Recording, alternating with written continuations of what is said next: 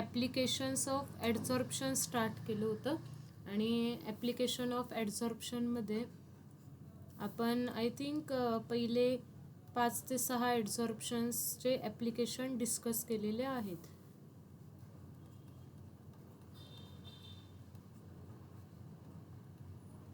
Application of ॲडझॉर्प्शन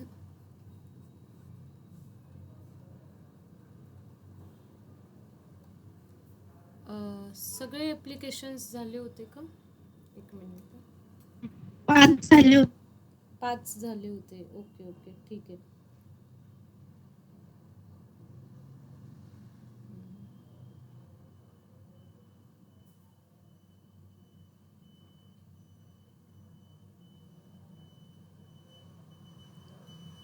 बघा, so आपण revise करूयात एकदा. फर्स्ट आहे gas mask,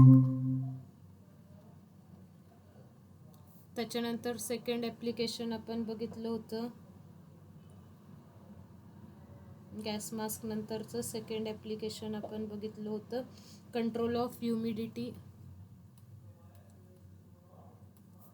control of humidity.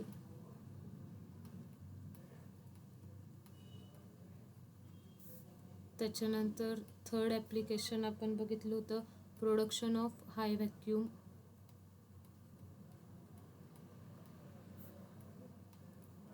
Production of high vacuum.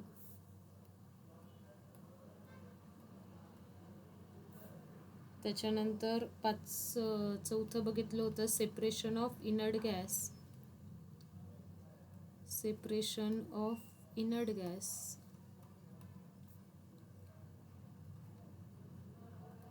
त्याच्यानंतर फिफ्थ आपण बघितलं होतं कॅटॅलिसिस.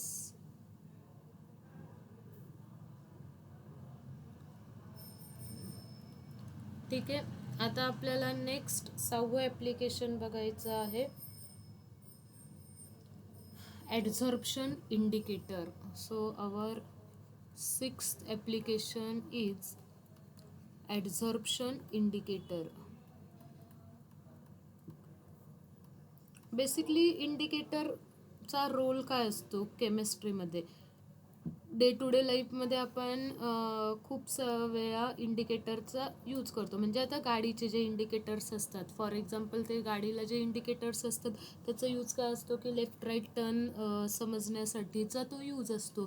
ठीक आहे, मग तसंच इंडिकेटर काहीतरी एक असा सबस्टन्स आहे की जो इंडिकेट करत असतो. तर मग इंडिकेटर काय इंडिकेट करत असतो? तर रिॲक्शनचा एंड ऑफ रिॲक्शन काय करत असतो? इंडिकेट करत असतो. एंड ऑफ रिॲक्शन आता संपली आहे किंवा तुमचे रिॲक्टिंग मॉलिक्युल्स संपलेले आहेत. आता प्रोडक्ट फॉर्म झालेलं आहे. आता तुम्ही एक्सेस कशाची ॲडिशन करू नका. जेवढे रिॲक्टिंग मॉलिक्युल्स होते तेवढे सगळे रिॲक्ट झालेले आहेत. एंड पॉईंट ऑफ रिॲक्शन काय करत असतो? डिटेक्ट करत असतो. इंडिकेटरचं कामच असतं की रिॲक्शनचा एंड पॉईंट आलेला आहे हे डिटेक्ट करणं, हे सांगणं. आता इथे मी बेसिकली मग इंडिकेटर्स वेगवेगळे असतात. तर ॲडझॉर्प्शन इंडिकेटर्स कुठले असतात? तर ॲडझॉर्प्शन इंडिकेटर्स कुठले असतात? एक्झाम्पल कुठले आहेत ॲडझॉर्प्शन इंडिकेटर्सचे? तर eosin. Eosin is a chemical substance. त्याच्यानंतर फ्लोरोसन. फ्लोरोसन हे काय आहेत? तर ॲडझॉर्प्शन इंडिकेटर आहेत.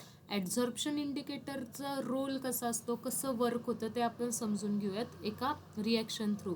आता बघा, इथे मी रिॲक्शन लिहिते NaCl प्लस AgNO3. ज्यावेळेस AgNO3 आणि NaCl एकमेकांसोबत रिॲक्ट होतात त्यावेळेस AgCl नावाचा एक कंपाऊंड तयार होत असतो. AgCl विच इज सॉलिड असतो, प्लस त्याच्यासोबत काय तयार होत असतो? NaNO3 नावाचं एक लिक्विड फॉर्ममधला सबस्टन्स, ॲक्वियस फॉर्ममधला सबस्टन्ससुद्धा तयार होत असतो. म्हणजे आपल्याला काय कळतं आहे बघा, AgCl जो कंपाऊंड आहे तो कुठल्या कलरचा असतो? व्हाईट कलरचा असतो. आणि व्हाईट कलरची PPT फॉर्म होत असते. PPT फॉर्म होणं म्हणजे सॉलिड कंपाऊंड तयार होत असतो. फॉर एक्झाम्पल बघा,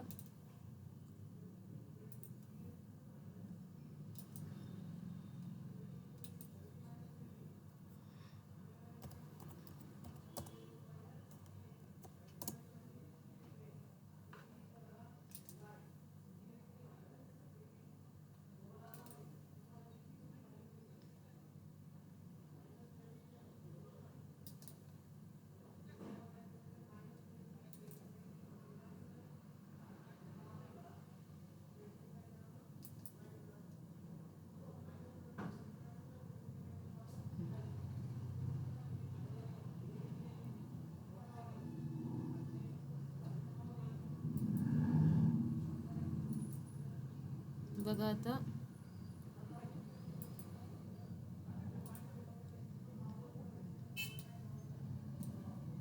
इथे तुम्हाला एक इमेज दिसतीये.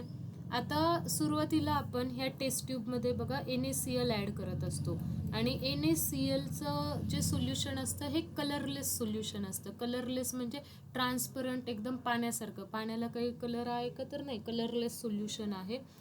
त्याच्यानंतर आपण ह्या NaClच्या सोल्युशनमध्ये AgNO3 जे ॲड करत असतो. AgNO3चं सोल्युशन पण कसं असतं तर कलरलेस सोल्युशन असतं.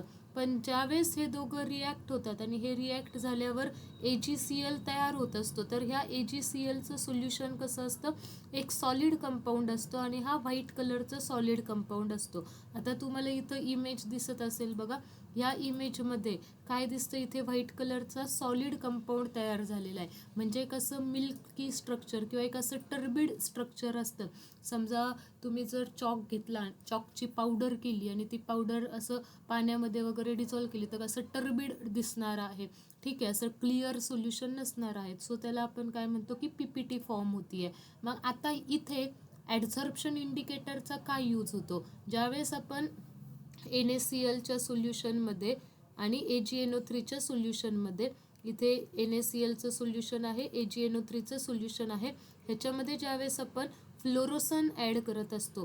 फ्लोरोसन काय करत असतो, मग ज्यावेळेस AgNO3 एक्सेसमध्ये ॲड होईल. एक्सेसमध्ये कधी ॲड होईल, फॉर एक्झाम्पल NaCl संपून गेलंय, NaCl संपलंय. आता NaCl संपलंय आणि तरी पण आपण जर AgNO3 ॲड केलं तर काही यूज असणार आहे का, AgCl तयार होणार आहे का, तर ऑब्व्हियसली नाही. कारण AgCl कधी फॉर्म होईल, सिल्वर नायट्रेटची रिॲक्शन NaCl सोबत झाली तरच. पण आता NaCl सोबत रिॲक्ट व्हायला ह्या सोल्युशनमध्ये NaCl तर पाहिजे. आफ्टर सम टाईम, एका पर्टिक्युलर अमाऊंट नंतर NaCl संपून जाणार आहे आणि तरी पण आपण जर AgNO3 जर ॲड केलं तर ही व्हाईट कलरची PPT फ्लोरोसन्समुळं काय करायला लागते, रेड कलरची इंडिकेशन दाखवायला सुरुवात करते. ही जी व्हाईट कलरची PPT आहे, ह्या व्हाईट कलरच्या PPTवर रेड कलर यायला सुरुवात होतो, कारण फ्लोरोसन्सचे मॉलिक्युल्स ह्या व्हाईट कलरच्या PPTवर जातात आणि तिथे रेड कलर येतो. फॉर एक्झाम्पल जर आता आपल्याला त्याचंही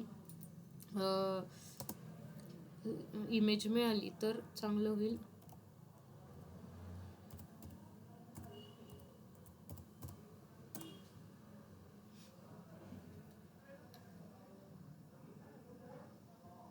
हे तुम्ही छान छान PPTs वगैरे ह्याच्या बघू शकतात यूट्यूबला वगैरे पण, की AgNO3ची रिॲक्शन NaCl सोबत झाली त्यावेळेस AgCl फॉर्म होतं. AgCl फॉर्म व्हायला लागलं तर काय तयार होतो, तर एक व्हाईट कलरचा PPT तिथं फॉर्म व्हायला सुरुवात होते.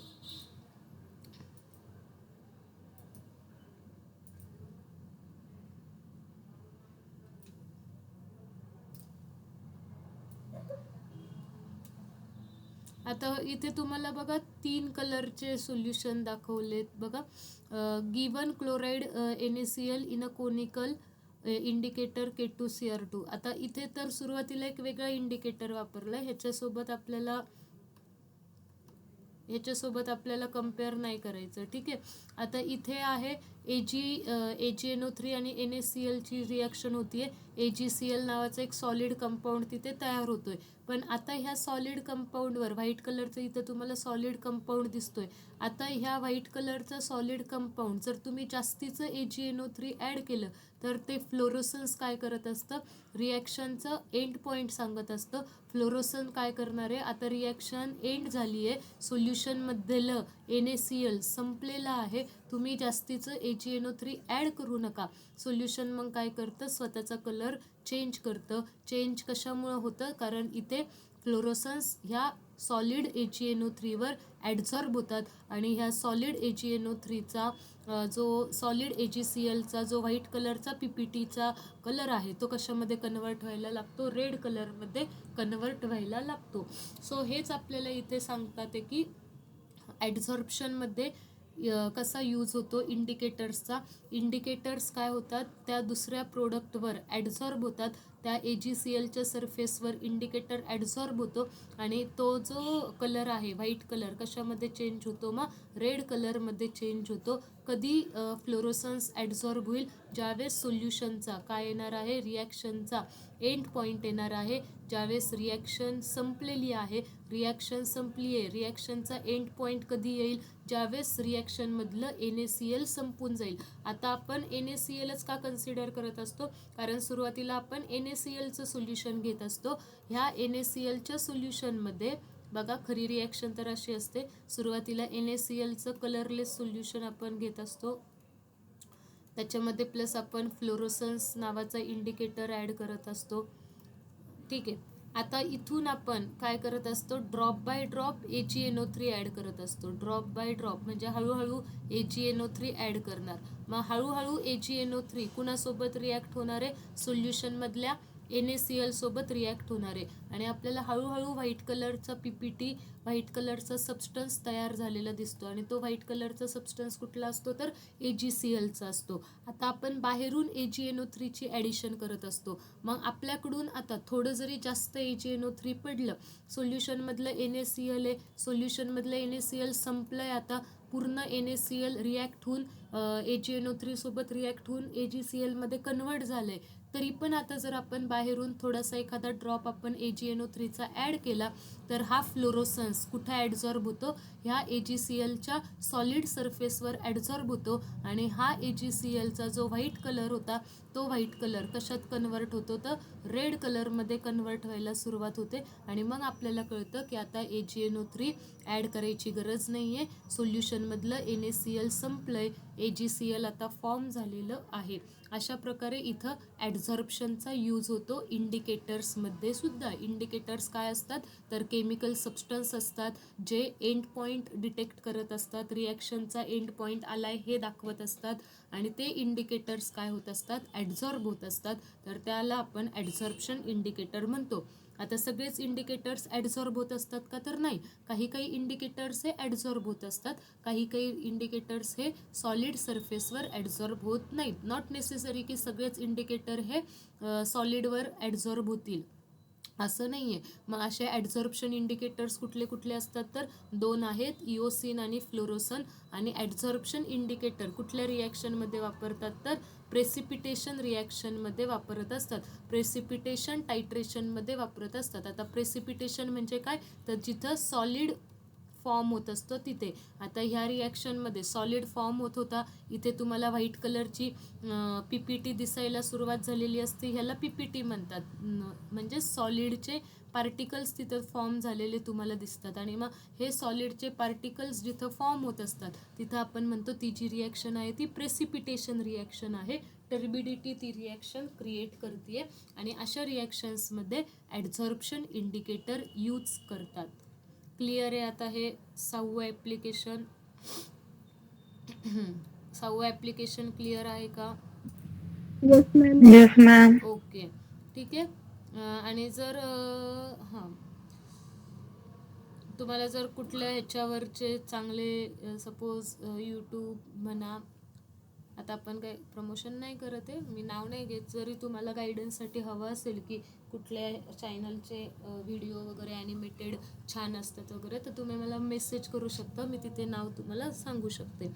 मग आता नेक्स्ट आहे की ह्याचं ॲनिमेटेड छान दाखवलं आहे की drop by drop AgNO3 add करायचं, मग हळूहळू ती व्हाईट कलरची PPT तयार व्हायला सुरुवात होते. मग थोडंसं जास्त AgNO3 ॲड झालं तर तिथं रेडिश कलर दिसायला सुरुवात होते, म्हणजेच त्या फ्लोरोसन्सनी काय दाखवला, ॲडझॉर्ब झाला AgClच्या सरफेसवर आणि तिथं रेड कलर आलेला आहे असं.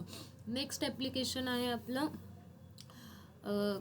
एक मिनिट, ॲडझॉर्प्शन इंडिकेटर नंतर ॲप्लिकेशन आहे 7वं, क्रोमॅटोग्राफिक ॲनालिसिस.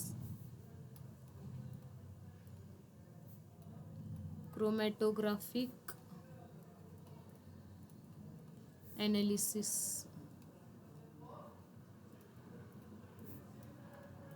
क्रोमॅटोग्राफिक ॲनालिसिस काय आहे तर बघा, आता इथे क्रोमॅटोग्राफी म्हणजे काय, तर क्रोमॅटोग्राफिक ॲनालिसिस म्हणजे आपण सबस्टन्सची प्युरिटी वगैरे चेक करणार आहोत. सबस्टन्स किती प्युअर आहे, इम्प्युअर आहे, त्याच्यासाठी आपण जो प्रोडक्ट तयार केला आहे त्या प्रोडक्टचं ॲनालिसिस करत असतो. मग हे ॲनालिसिस करताना क्रोमॅटोग्राफिक ॲनालिसिस यूज केलं जातं. क्रोमॅटोग्राफिक ॲनालिसिसमध्ये बेसिकली ॲडझॉर्प्शन थेरीच यूज केली जाते. क्रोमॅटोग्राफिक ॲनालिसिस हे ॲडझॉर्प्शन थेरीवरच बेस्ड असतं. तर मग ॲडझॉर्प्शन थेरी इथे क्रोमॅटोग्राफिक ॲनालिसिसमध्ये यूज केलं जातं. भरपूर साऱ्या अशा इंडस्ट्री आहेत, सेव्हरल इंडस्ट्री आहेत की तिथे क्रोमॅटोग्राफिक ॲनालिसिस केलं जातं आणि क्रोमॅटोग्राफिक ॲनालिसिसमध्ये ॲडझॉर्प्शन थेरीज यूज केली जाते. ह्याच्याबद्दल आपल्याला चॅप्टर नंबर 3मध्ये इन डिटेलमध्ये शिकायचं आहे, तेव्हा आपण बघणार आहोत की क्रोमॅटोग्राफिक ॲनालिसिस म्हणजे काय. आत्ता एवढंच तुम्ही लक्षात ठेवा की क्रोमॅटोग्राफिक ॲनालिसिसमध्ये कुठली थेरी यूज केली जाते, ॲडझॉर्प्शन प्रिन्सिपल, ॲडझॉर्प्शन थेरी यूज केली जाते. आणि 8वा ॲप्लिकेशन आहे फ्लोटेशन प्रोसेस. Flotation process. आता बघा फ्लोटेशन प्रोसेस काय असते. सल्फाईड ओअर आहे, तर त्या सल्फाईड ओअरला सेपरेट करण्यासाठी फ्लोटेशन प्रोसेस यूज केली जाते.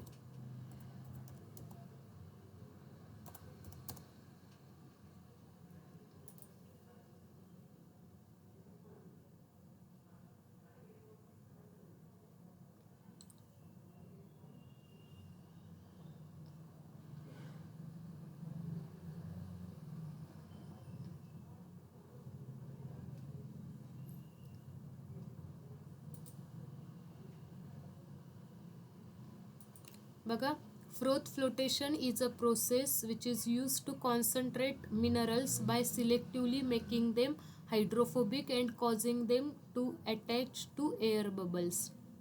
आता इथे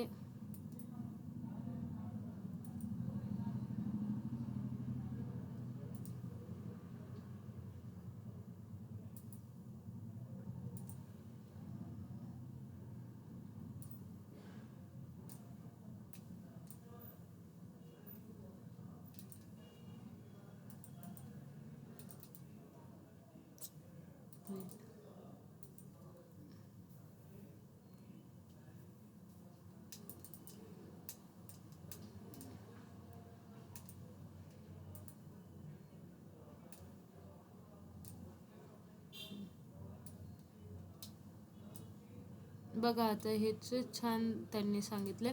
आपल्याला काय करायचं आहे, सल्फाईड ओअर सेपरेट करायचे आहेत. सल्फाईड ओअर मिक्स आहेत कशामध्ये, तर खाली गँग्यू म्हणजे की वेगवेगळ्या सबस्टन्समध्ये ते सल्फाईड ओअर मिक्स आहेत.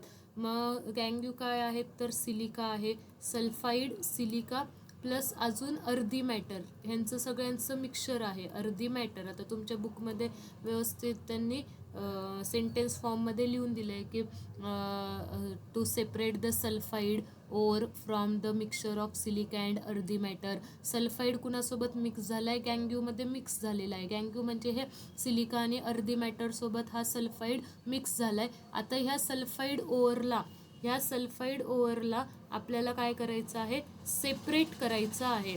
आणि हे सेपरेट करण्यासाठी आपण काय करत असतो, कॉन्सन्ट्रेट करत असतो. कुणासोबत, तर पाईन ऑइल ॲड केलं जातं. इथं पाईन ऑइल ॲज अ काय वापरलं जाय, पाईन ऑइल ॲज अ फ्रोदिंग एजंट वापरलेला आहे. फ्रोदिंग एजंट वापरलेला आहे. मग ह्या पाईन ऑइल इथं यूज केलं जातं from the fourth bubbles carrying sulphide over particles. मग आता इथे हे पाईन ऑइल काय करतात, तर इथे ॲडझॉर्प्शनची प्रोसेस होते की इथे ॲडझॉर्ब होतात हे पाईन ऑइल आणि मग हे सल्फाईड ओव्हर सेपरेट होतात. कुणापासून, सिलिका आणि अर्धी मॅटरपासून. म्हणजे खाली गँग्यू आहे, वॉटर आहे, वॉटरमध्ये पाईन ऑइल यूज केलेलं आहे. वॉटर आणि पाईन ऑइल दोन वेगवेगळ्या सेपरेट लेयर्स तयार करतील. मग त्या पाईन ऑइलवर काय तयार होतं, तर पाईन ऑइलवर हे सिलिका आणि अर्धी मेटल ॲडझॉर्ब होईल आणि सल्फाईड ओअर काय असेल तर तो उरलेला वरती येऊन जाईल. इथे सल्फाईड ओअरचे पार्टिकल्स वरती आलेले दिसतात. खाली मिक्सचरमध्ये गँग्यू आहे आणि त्याच्यात इथे पाईन ऑइल आपण ॲड केलेलं आहे. मग हे सगळं तुम्हाला थोडंसंच बुक्समध्ये दिलं आहे, इन डिटेल आपल्याला ह्याच्या एवढं जायचं नाही आहे. बुक्समध्ये एवढंच सांगितलं आहे की फ्लोटेशन प्रोसेसमध्ये काय यूज केलेलं आहे, तर फ्रोदिंग एजंट पाईन ऑइल यूज केलेला आहे. आणि तो जो पाईन ऑइल आहे तिथे पण काय ॲडझॉर्प्शनचं प्रिन्सिपल यूज होतं आहे. त्याचे फ्रोथ बबल्स काय करतात, ते सल्फाईड ओव्हर्स कॅरी करतात ते. मग आपल्याला हे टोटल 8 ॲप्लिकेशन्स व्यवस्थित लक्षात ठेवायचे आहेत. जसं की काल मी तुम्हाला एका स्टोरी थ्रू हे लक्षात ठेवायला सांगितलं होतं. सगळ्यात पहिल्यांदा चिंटू समजा तो लॅबमध्ये गेला, एक्सपेरिमेंट करायचा आहे, मग तो गॅस मास्क यूज करेल. गॅस मास्क यूज केल्यानंतर तो लॅबच्या कंडिशन सेट करेल. कुठल्या कंडिशन, कंट्रोल ऑफ ह्युमिडिटी, त्याच्यानंतर अजून एक कुठली कंडिशन तो सेट करेल, तो काय सेट करेल, high production of high vacuum ही कंडिशन क्रिएट करेल. प्रोडक्शन ऑफ हाय व्हॅक्यूम, त्याच्यानंतर हाय व्हॅक्यूम क्रिएट केल्यानंतर त्याला कुठला एक्सपेरिमेंट करायचा आहे. एक्सपेरिमेंटचं नाव आहे सेपरेशन ऑफ इनर्ट गॅस. मग इनर्ट गॅस सेपरेशनचं एक्सपेरिमेंट करेल, सेपरेशन ऑफ इनर्ट गॅस. मग इनर्ट गॅसचा सेपरेट करत असताना त्याला काय लक्षात आलं, कॅटॅलिसिस ॲड करावा लागतोय. मग तो कॅटॅलिसिस ॲड करणार. अजून त्याला कळालं की ह्या एक्सपेरिमेंटमध्ये ॲडझॉर्प्शन इंडिकेटर पण ॲड करावे लागतील. मग तो ॲडझॉर्प्शन इंडिकेटर ॲड करतो. मग आपल्याला पुढचं ॲप्लिकेशन आठवलं, ॲडझॉर्प्शन इंडिकेट. त्याच्यानंतर आता पूर्ण त्याचं एक्सपेरिमेंट करून झाला, जो प्रोडक्ट येईल त्या प्रोडक्टचं ॲनालिसिस तर करायला पाहिजे. मग तो कुठला ॲनालिसिस करतो, क्रोमॅटोग्राफिक ॲनालिसिस करतो. म्हणजेच आपल्याला हा क्रोमॅटोग्राफिक ॲनालिसिसचा पॉईंट आठवल. आणि एकदा का क्रोमॅटोग्राफिक ॲनालिसिस केलं, त्याला कळलं काही इम्प्युरिटी पण आहे. मग ती इम्प्युरिटी सेपरेट करण्यासाठी तो फ्रोथ फ्लोटेशन ही प्रोसेस यूज करेल. म्हणजे अशा टाईपने एका स्टोरी थ्रू, अशा 8 पॉईंट्स थ्रू आपण हे सगळे ॲप्लिकेशन्स काय करणार आहोत, लक्षात ठेवणार आहोत. जनरली तुम्हाला क्वेश्चन काय येईल, write down any 2 applications, write down any 4 applications, explain any 2 applications. मग ह्याच्यापैकी कुठलेही ॲप्लिकेशन्स तुम्ही तुमच्या हिशोबाने 2-3 ॲप्लिकेशन्स व्यवस्थित तुम्हाला एक्सप्लेन करता आले पाहिजे. पहिली प्रायोरिटी तर गॅस मास्कच्या एक्सप्लेनेशनला द्या. साधं सोपं एक्सप्लेनेशन आहे गॅस मास्कचं. ॲक्टिवेटेड चारकोल यूज केला जातो. कंट्रोल ऑफ ह्युमिडिटीचं एक्सप्लेनेशन पण सोपं आहे. कंट्रोल ऑफ ह्युमिडिटीमध्ये आपण काय यूज करतो, सिलिका आणि ॲल्युमिना जेल यूज करतो. कशासाठी, ह्युमिडिटी मॉइश्चरायझर कंट्रोल करण्यासाठी. नंतर सेपरेशन ऑफ इनर्ट गॅसचं पण एक्सप्लेनेशन सोपं आहे की आपण जर इनर्ट गॅसेस एकत्र केले तर त्यांना सेपरेट करताना आपल्याला ॲडझॉर्प्शन प्रिन्सिपल यूज करावं लागतं. कारण प्रत्येक गॅसचा ॲडझॉर्प्शनचा रेट वेगवेगळा आहे. काही इनर्ट गॅस लवकर ॲडझॉर्ब होतात, काही उशिरा ॲडझॉर्ब होतात. त्याच्यामुळे त्यांना आपण इझिली सेपरेट करू शकतो. त्याच्यानंतर कॅटॅलिसिसमध्ये पण आपण ॲडझॉर्प्शन प्रिन्सिपल यूज करतो. जनरली कुठल्या कॅटॅलिसिसमध्ये, तर सॉलिड कॅटॅलिस्टमध्ये काय करतो आपण, ॲडझॉर्प्शन प्रिन्सिपल यूज करत असतो. सो अशा प्रकारे तुम्ही 3-4चे इन डिटेल इन्फॉर्मेशन पण लक्षात ठेवा. आणि उरलेल्याची जर तुम्ही फक्त हेडिंग जरी लक्षात ठेवलं तरी सफिशियंट आहे. क्लिअर आहे. So we will start a new topic and that is catalysis. की कॅटॅलिसिसचं आणि ॲडझॉर्प्शनचं काय रिलेशन आहे. सो हा पॉईंट आपल्याला इन डिटेलमध्ये बघायचा आहे. सगळ्यात सुरुवातीला तर कॅटॅलिसिस म्हणजे काय, तर बघा, the phenomena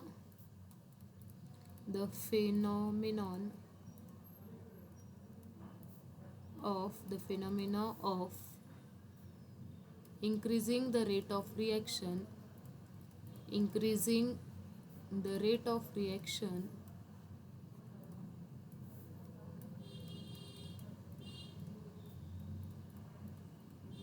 with the help of increasing the rate of reaction with the help of catalyst.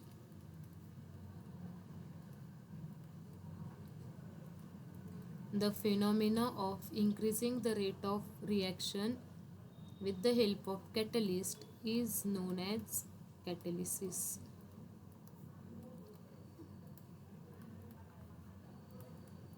बघा, कॅटॅलिसिस काय आहे, तर एक प्रोसेस आहे. त्या प्रोसेसमध्ये आपण काय करतोय, रिॲक्शनचा रेट इन्क्रीज करतोय, बरोबर. मग रिॲक्शनचा रेट आपण कुणाच्या मदतीने इन्क्रीज करणार, तर definitely कॅटलिस्टच्या हेल्पने.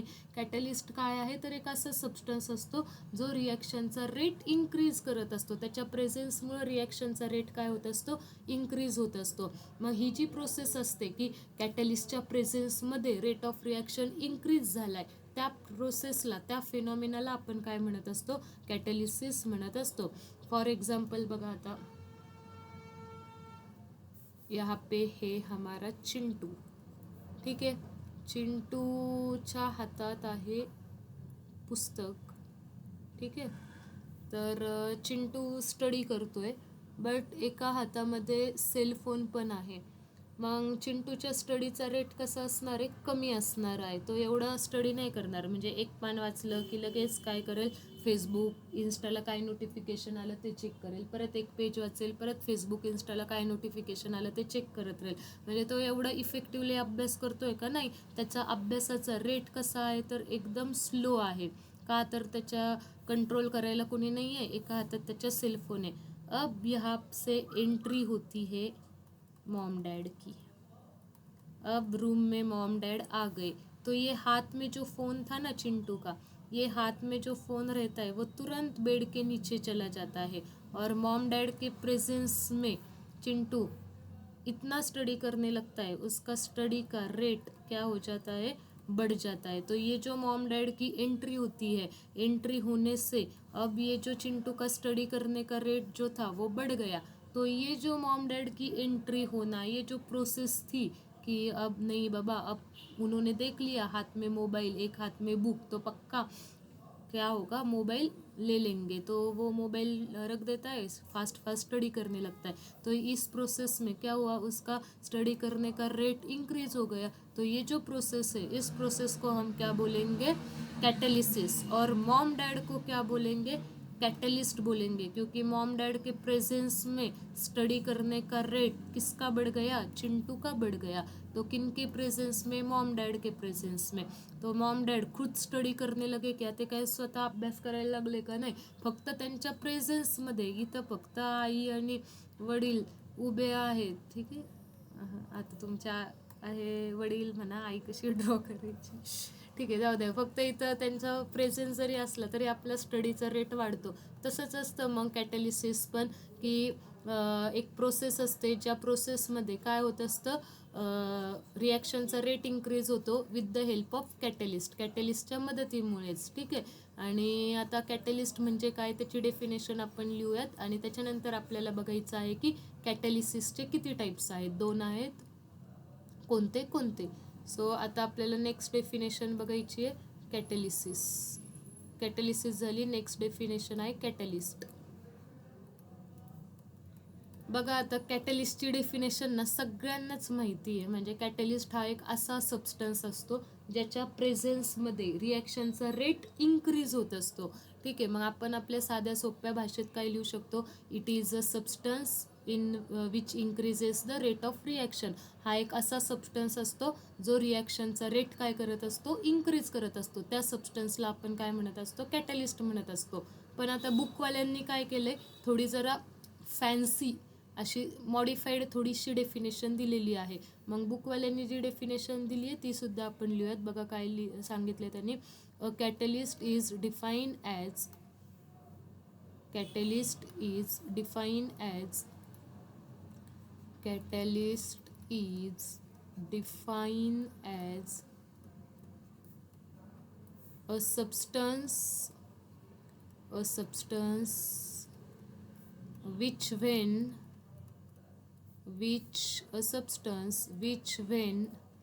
added to reacting system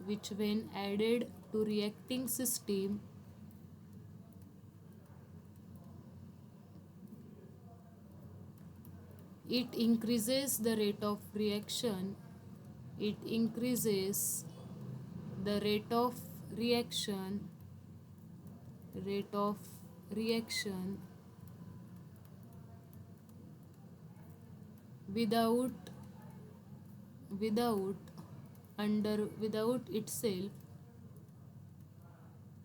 without itself undergoing undergoing without itself undergoing any permanent chemical change without itself undergoing any permanent chemical change. म्हणजे ना मला कधी कधी असं हसायला येतं यार, का बरं तुम्ही एवढं आमच्या मुलांना लेन दिलायला लावताय, एवढी फॅन्सी डेफिनेशन दिली आहे. किती सोपं आहे बरं. कॅटलिस्ट एक असा सबस्टन्स असतो जो रिॲक्शनमध्ये ॲड केल्यावर रिॲक्शनचा स्पीड इन्क्रीज होतो, पण त्याला असं किती वेगवेगळ्या भाषेत आणि असं त्यांनी करून सांगितलंय बघा. कॅटलिस्ट काय आहे, एक असा सबस्टन्स आहे जो कुठं ॲड करावा लागतो, रिॲक्टिंग सबस्टन्समध्ये, रिॲक्टिंग सिस्टीममध्ये. ऑब्व्हियसली आता आपण रिॲक्टंटमध्येच कॅटलिस्ट ॲड करणार ना, थोडी ना प्रोडक्ट्स आल्यावर त्या प्रोडक्ट्समध्ये कॅटलिस्ट ॲड करणार आहे. कॅटलिस्टच्या प्रेझेन्समध्ये रिॲक्शनचा रेट वाढतोय, रिॲक्टंट जे असतात ते फास्ट रिॲक्ट व्हायला लागतात ते. मग आपण कॅटलिस्ट कधी ॲड करणार, रिॲक्टिंग सिस्टीममध्येच कॅटलिस्ट ॲड करणार. पण आता त्यांनी तसं सांगितलंय, त्याच्यामुळं आपल्याला पण मग ते लिहायचं आहे. काय सांगितलंय बघा, की काय आहे की कॅटलिस्ट एक असा सबस्टन्स आहे जो आपण कुठे ॲड करत असतो, विच वेन ॲडेड, जो ॲड करायचा आहे रिॲक्टिंग सिस्टीममध्ये. तो काय करतो, it increases the rate of reaction, तो रिॲक्शनचा रेट इन्क्रीज करतो. आता पुढं काय सांगितलं, without itself undergoing any permanent chemical change, त्याच्यामध्ये कुठला चेंज होतो का नाही, तो कुणासोबत रिॲक्ट होत असतो का नाही, त्याच्या प्रेझेन्समध्ये फक्त रिॲक्शन्स काय होणार आहे, रिॲक्शनचा रेट इन्क्रीज होणार आहे. जसं की मग अशी मी सांगितलं, मॉम डॅडची एंट्री होणं म्हणजे ते कोणता रोल प्ले करतात, ते कॅटलिस्टचा. पण त्यांची एंट्री झाली म्हणजे असं आहे का की तेच अभ्यास करायला लागले, नाही. मॉम डॅडच्या एंट्रीमुळं तुमच्या अभ्यासाचा रेट वाढलाय, फक्त ते तिथं एंटर झालेत, त्यांचा प्रेझेन्स आलेला आहे. मग तसंच आहे काय, ते काय तुमच्यासोबत येऊन अभ्यास करायला लागले असं होतं का, नाही होत. लहानपणी होत असेल, लहानपणी 4वी-5वीपर्यंत तर आई वडील अभ्यास वगैरे घेतात, पण नंतर मग आपल्यालाच करावं लागतं, बरोबर आहे ना. मग तसंच आहे, कॅटलिस्ट काय आहे, एक सबस्टन्स आहे जो रिॲक्टिंग सिस्टीममध्ये ॲड करावा लागतो. रिॲक्टिंग सिस्टीममध्ये ॲड केल्यावर रिॲक्शनचा रेट काय करतो, तो सबस्टन्स वाढवतो, पण तो without itself undergoing any permanent chemical change, तो स्वतःमध्ये काही केमिकल चेंजेस आणतो का, नाही. तो कशाला काही केमिकल चेंजेस वगैरे आणणार. कॅटलिस्टचं बिहेवियर कसं असतं, आपण म्हणत असतो कॅटलिस्टचं बिहेवियर हे इनर्ट असतं. इनर्ट म्हणजे तो रिॲक्टिंग सबस्टन्ससोबत रिॲक्ट नसतो होत, तो फक्त तिथं प्रेझेन्स असतो. ठीक आहे, कळाले इथपर्यंत. 2 डेफिनेशन, कॅटॅलिसिस आणि कॅटलिस्ट, अशी फॅन्सी डेफिनेशन लक्षात राहील ना. ही फॅन्सी डेफिनेशन आपल्याला लिहायची आहे. पण जर नाहीच आठवलं तर आपल्याला साधी सिम्पल डेफिनेशन जरी लिहिली की catalyst is a substance which increases the rate of reaction, एवढं लिहिलं तरी पण काही न लिहिण्यापेक्षा थोडे तरी मार्क भेटतील. आणि जर आपल्याला ॲज इट इज डेफिनेशन आठवली तर वा, बडी आहे, कारण मग आपल्याला जास्त मार्क मिळतील. आणि मार्क्स आर इम्पॉर्टंट, म्हणजे मी तुम्हाला सांगते, मार्क्सशिवाय काहीच नाही आहे. 11th-12thला मार्क्स इम्पॉर्टंट आहेत, उसके बाद नॉलेज अँड स्किल. आत्ता तर तुम्हाला मार्क्स आलेच पाहिजे. आणि मार्क्स कधी येतात, कन्सेप्ट क्लिअर असल्यावर. Concept clear plus revision practice.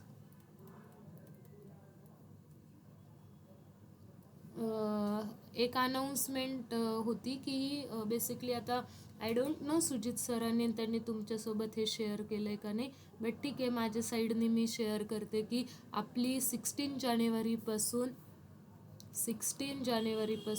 12ची batch start होती आहे ऑफलाईन.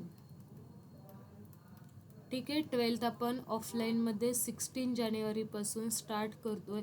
तर तुमच्यापैकी ज्यांना ऑफलाईन बॅचमध्ये जॉईन व्हायचं असेल तर प्लीज क्लासचे जे पण सर आहेत, सुजित सर म्हणा, मी आहे, बनकर सर, तुम्ही आमच्यासोबत कुणासोबतही कॉन्टॅक्ट करू शकता. प्लस आजूबाजूला रूम वगैरे ज्या आहेत त्या पण आम्ही तुम्हाला मिळवून देऊ शकतो. राहण्याची वगैरे सोय पण इथे होऊन जाईल तुमची. ह्याच एरियात वॉकिंग डिस्टन्सवर असतं, फार काही दूर नाही आहे, ह्याच साईडला रूम वगैरे आहे. बट हां, तुम्हाला जर ऑफलाईन यायचं असेल तर 16 जानेवारीच्या आत तुम्ही या.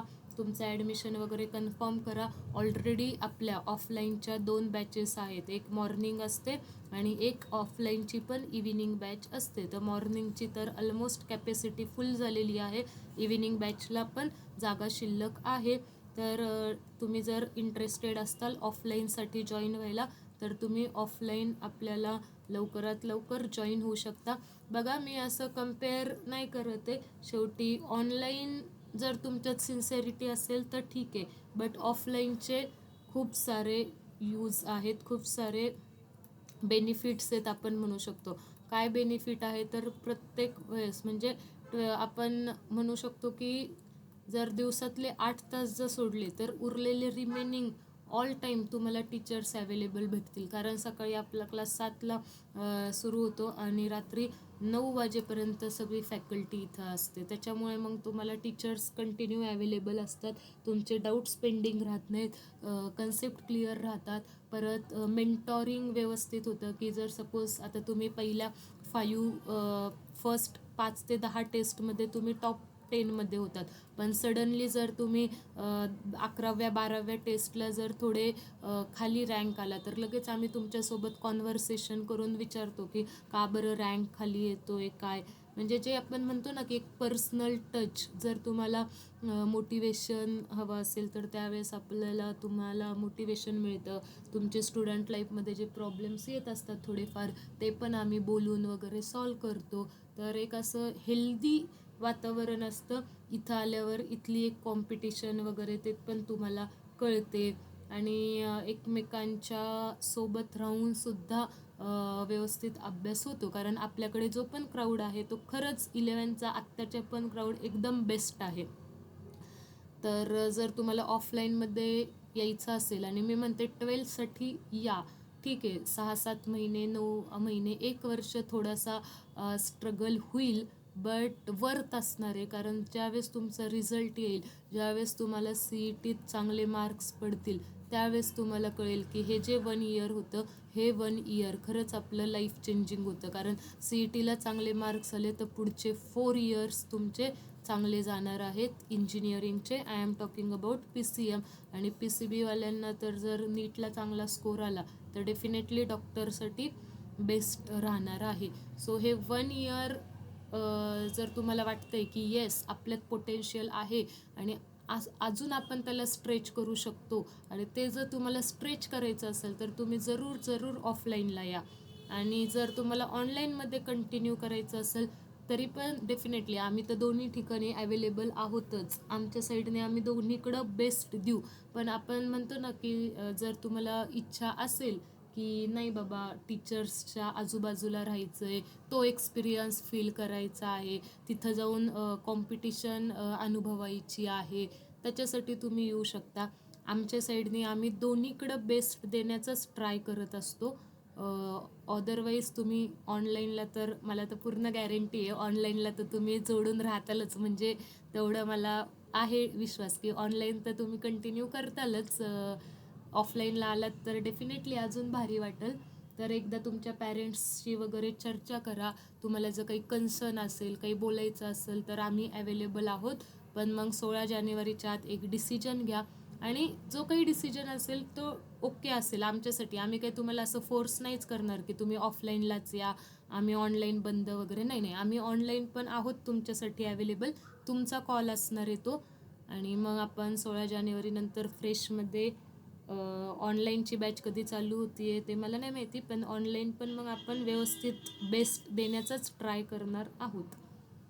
So back to our point, ही एक छोटी अनाऊन्समेंट होती.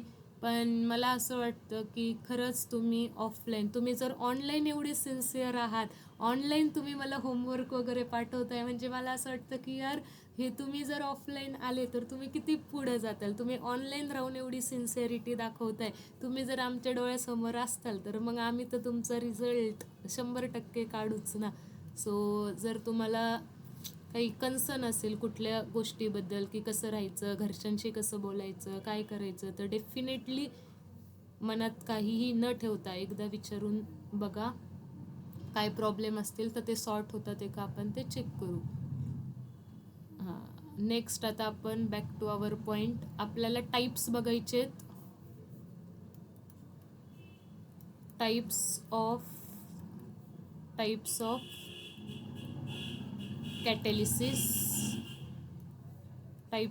कॅटॅलिसिस. तर कॅटॅलिसिसचे बघा 2 टाईप्स असतात. फर्स्ट असतो होमोजेनियस कॅटॅलिसिस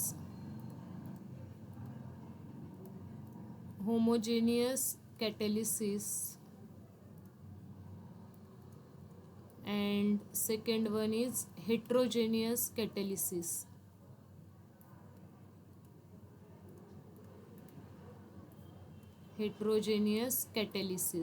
तर आता आपण फर्स्ट टाईप आज थोडं डिस्कस करूयात, होमोजेनियस कॅटॅलिसिस.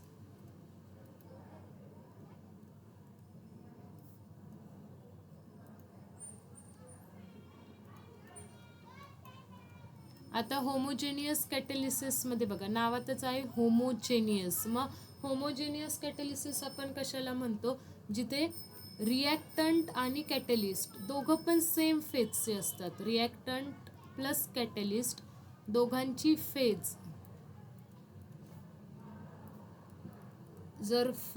दोघांची फेज सेम असेल तर त्याला आपण कोणतं कॅटॅलिस्ट म्हणणार आहोत, होमोजेनियस कॅटॅलिस्ट म्हणणार आहोत. when reactant and catalyst have same phase, when reactant and catalyst both are in the same phase, the process is known as homogeneous catalyst. मग त्यावेळेसची जी प्रोसेस असते त्याला आपण होमोजेनियस कॅटॅलिस्ट म्हणतो. का बरं? कारण रिॲक्टंट आणि कॅटॅलिस्ट दोघांची फेज कशी आहे, सेम. आता आय होप फेज म्हटल्यावर तुमच्या लक्षात आलं असेल की फेजेस कुठल्या असू शकतात, 3 असतात. कुठल्या? सॉलिड, लिक्विड आणि गॅसेस. मग ह्या तिन्ही पण जर रिॲक्टंट सॉलिड स्टेटमध्ये तर कॅटॅलिस्ट पण सॉलिड पाहिजे, असं असेल तर it is homogeneous catalysis. Reactant liquid फेजमध्ये आहे, कॅटॅलिस्ट लिक्विड आहे, दोघं पण सेम फेजमध्ये असेल तर त्याला आपण होमोजेनियस कॅटॅलिसिस म्हणत असतो. मग एक्झाम्पल काय आहेत बघा. Example of homogeneous कॅटॅलिसिस.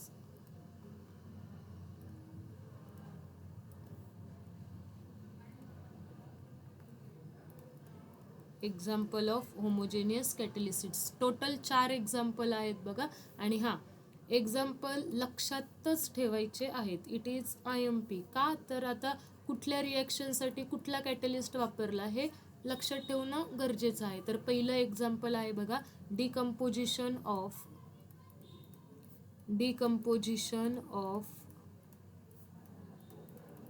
Hydrogen peroxide. Decomposition of hydrogen peroxide. आता हायड्रोजन पेरॉक्साईडचा फॉर्म्युला आणि डिकम्पोजिशन होतं आहे. डिकम्पोजिशन होणं म्हणजे एका रिॲक्टंटचं कन्व्हर्जन त्याच्या कन्स्टिट्युएंट एलिमेंट्समध्ये होणं. आता इथं कन्स्टिट्युएंट एलिमेंट कंपाऊंड आहे वॉटर. H2O2 म्हणजे हायड्रोजन पेरॉक्साईड कन्व्हर्जन होतं आहे वॉटरमध्ये लिक्विड स्टेट आणि O2 गॅसियस स्टेट. आता इथे रिॲक्शन बॅलन्स करण्यासाठी मी इथे 2 मल्टिप्लाय करते. हायड्रोजन आहे 2 × 2 4, इथं पण मी 2 मल्टिप्लाय करते. 2 × 2 4 हायड्रोजन्स होतील. ऑक्सिजन आहे 2 × 2 4, इथे 2 ऑक्सिजन आणि इथे 2 ऑक्सिजन. ऑक्सिजनसुद्धा बॅलन्स आहेत. आता H2O2 कुठल्या स्टेटमध्ये असतं तर ॲक्वियस स्टेटमध्ये असतं. आणि आता ह्या रिॲक्शनसाठी iodine minus as a catalyst use करतात आणि तो पण कुठल्या स्टेटमध्ये असतो तर ॲक्वियस स्टेटमध्ये असतो. मग आपल्याला काय सांगितलं आहे, जस्ट आता आपण तेच बघितलं. रिॲक्टिंग सिस्टीम आणि catalyst both are in a same phase, दोघं पण सेम फेजमध्ये असेल तर त्याला आपण काय म्हणत असतो, होमोजेनियस कॅटॅलिसिस म्हणत असतो. मग हे एक्झाम्पल कशाचं आहे, होमोजेनियस कॅटॅलिसिसचं आहे. मग इथून तुम्हाला कुठला क्वेश्चन MCQमध्ये येतो बघा, की डिकम्पोजिशन ऑफ हायड्रोजन पेरॉक्साईडसाठी कुठला कॅटॅलिस्ट वापरतात. तर डिकम्पोजिशन ऑफ हायड्रोजन पेरॉक्साईडच्या रिॲक्शनमध्ये आयोडीन आयन वापरतात. नुसतं आयोडीन लिहायचं नाही. नुसतं आयोडीन लिहिलं तर त्याचा मिनिंग होतो I2. पण I2 वापरलाय का आपण? नाही, I- वापरलाय. I- म्हणजे आयोडीनचा आयन आपण इथं यूज केलेला आहे ॲज अ कॅटलिस्ट म्हणून. मग हे झालं तुमचं फर्स्ट एक्झाम्पल होमोजेनियस कॅटलिस्टचं. ॲक्वियस म्हणजे काय तर बघा, आता तुम्हाला जर समजून घ्यायचं असेल तर ॲक्वियसचा मिनिंग होतो वॉटर काय असणार आहे ॲज अ सॉल्व्हंट म्हणून यूज केलेलं असतं, तर त्याला ॲक्वियस फेज म्हणतो, म्हणजेच ती लिक्विड स्टेट आहे. ओके, नेक्स्ट एक्झाम्पल आहे, पहिलं एक्झाम्पल मग डिकम्पोजिशन ऑफ हायड्रोजन परऑक्साईड. आता दुसरं एक्झाम्पल आहे ऑक्सिडेशन ऑफ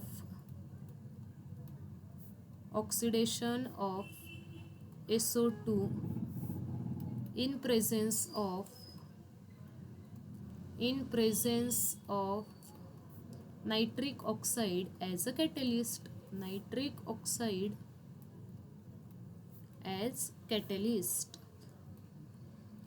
आता बघा, मला सांगा SO2 सल्फर डायऑक्साईड काय? गॅस आहे, गॅसियस स्टेटमध्ये ऑक्सिडेशन होत आहे, म्हणजे रिॲक्शन कुणासोबत होणार आहे? ऑक्सिजन सोबत, O2 पासून. जर ऑक्सिजन सोबत रिॲक्शन झाली तर काय तयार होईल? SO3 सल्फर ट्रायऑक्साईड नावाचा गॅस तयार होईल. रिॲक्शन बॅलन्स आहे का? नाही, इकडे 3 ऑक्सिजन आहेत, इकडे 2 + 2 4 ऑक्सिजन्स आहेत. आता समजा आपण इथे 2 ने मल्टिप्लाय केलं तर 2 सल्फर, इकडे एकच सल्फर आहे, इथं 2 ने मल्टिप्लाय करा. आता टोटल नंबर ऑफ ऑक्सिजन 2 × 2 4, आणि हे 2 4 + 2 ऑक्सिजन झाले 6, आणि इकडे 2 × 3 किती झाले? 6 ऑक्सिजन झाले. म्हणजे आता आपली रिॲक्शन काय झालेली आहे? बॅलन्स झालेली आहे. मग ज्यावेळेस सल्फर डायऑक्साईडचं ऑक्सिडेशन होत असतं त्यावेळेस आपण कुठला कॅटलिस्ट ॲड करत असतो? तर नायट्रिक ऑक्साईड ॲड करत असतो. तर मग आता जर मी नायट्रिक ऑक्साईडचा फॉर्म्युला लिहिला, NO म्हणजे नायट्रिक ऑक्साईड, मला सांगा नायट्रिक ऑक्साईड कुठल्या फेजमध्ये असेल, कुठल्या स्टेटमध्ये असेल नायट्रिक ऑक्साईड?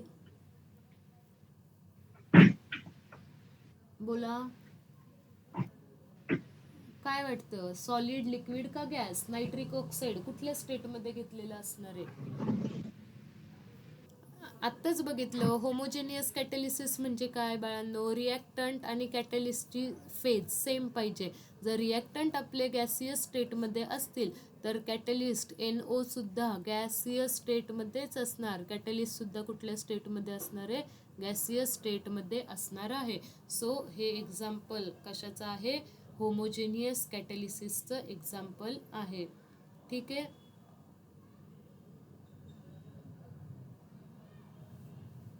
सेकंड, नंतर थर्ड, तिसरं एक्झाम्पल आहे हायड्रॉलिसिस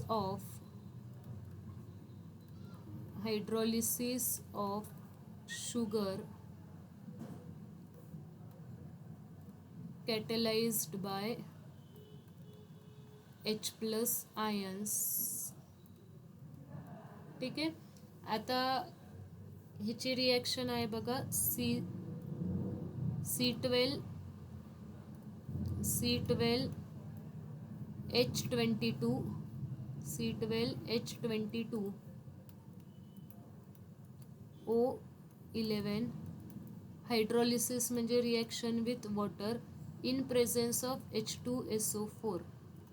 काय तयार होतं बघा? C6H12O6. पुन्हा एकदा तेच लिहायचं, C6H12O6. का बरं? कारण मॉलिक्युलर फॉर्म्युला सेम आहे पण स्ट्रक्चर अलग अलग आहेत, वेगवेगळे आहेत. एक आहे फ्रुक्टोज आणि एक आहे ग्लुकोज. ठीक आहे. आता ह्या रिॲक्शनला आपण का बरं होमोजेनियस कॅटलिसिसचं एक्झाम्पल म्हणतो? कारण शुगर ज्यावेळेस वॉटरमध्ये ॲड करतो त्यावेळेस लिक्विड स्टेट फॉर्म होणार आहे. H2SO4 सुद्धा काय आहे? लिक्विड आहे. तुम्ही म्हणताल इथं आपण H+ आयन्स म्हटले, कॅटलाइज बाय H+ आयन, पण H+ आयन्स कुठून प्रोड्यूस होणार? तर ॲसिडपासूनच प्रोड्यूस होणार. मग आपण कुठला ॲसिड वापरलाय? H2SO4 ॲसिड वापरलंय, आणि ते ॲसिड कुठल्या स्टेटमध्ये आहे? लिक्विड स्टेटमध्येच आहे. रिॲक्टिंग सिस्टीम सुद्धा लिक्विड स्टेटमध्ये आहे, कॅटलिस्ट सुद्धा रिॲक्टिंग स्टेटमध्ये लिक्विड स्टेटमध्ये आहे. म्हणून हे कशाचं एक्झाम्पल आहे? होमोजेनियस कॅटलिसिसचं एक्झाम्पल आहे. आणि last example enzyme catalysis. Enzyme catalysts are the biological catalyst असतात. एन्झाईम कॅटॅलिस्टसुद्धा कशाचे एक्झाम्पल आहे तर होमोजेनियस कॅटॅलिसिसचंच एक्झाम्पल आहे. ठीक आहे, मग एवढे 4 कॅटॅलिस्टचे एक्झाम्पल्स तुम्हाला लक्षात ठेवायचे आहेत. होमोजेनियस कॅटॅलिसिसचे रिॲक्शन्स लक्षात ठेवा. Decomposition of hydrogen peroxide, oxidation of sulphur dioxide, SO2चं oxidation in presence of nitric oxide, आणि हायड्रोलिसिस ऑफ शुगर. शुगरमध्ये H+ ion as a catalyst म्हणून यूज करतात, पण हे H+चे आयन्स कुठून येतात तर हे H+चे आयन्स चे आयन्स आपल्याला मिळतात H2SO4, आणि H2SO4 पण कुठल्या फॉर्ममध्ये असतं तर लिक्विड फॉर्ममध्ये असतं. कळालंय सगळ्यांना? कळालेलं आहे का? Let me know. आजचं जे पण लेक्चर्स आपण बघितले, ॲप्लिकेशन आणि नंतर डिस्कस केलं आहे आपण कॅटॅलिसिस. ठीक आहे. So thank you for joining the lecture. We will stop here. Let me know